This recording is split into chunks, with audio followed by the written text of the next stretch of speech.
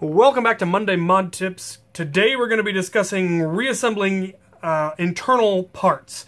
Specifically, we're going to be reassembling the magazine release on this Chaos that I recently built for my patron Jomo. And in this case, there are 3 parts, 2 screws, and 2 springs that are all part of the magazine release. And first thing you need to make sure is that you have the right springs. In this case, I believe they are pretty much, they're very, very similar. One of them is slightly longer, but they appear to be the same diameter and about the same strength. So you could probably get away with either way, but generally a good idea to put them in where they were supposed to be. And you're going to want to be careful when you're putting the parts in because there's usually at least a little bit of pre-compression. And if you're not careful, you can spring the spring and it will shoot across your room, and then you may or may not ever be able to find it.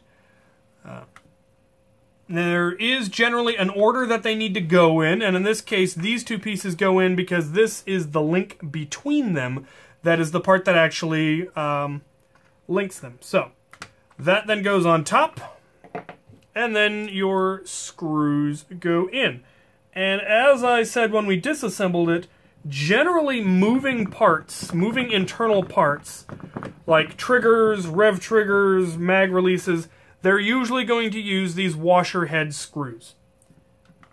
Because it's easier than actually having a screw and a washer. So they just put on a washer head screw. And now, when we push our mag release, this will get pulled, which will engage this lever, which will pull back the mag release. And will allow you to remove the magazine. If you're having trouble figuring out where they go, this is one way you should take a good hard look at how everything works before you take it apart. Move all of the parts, look at all the parts, figure out how they work together, how they interact. If you really want to, I recommend taking a picture just so you can say, okay, this is where this went.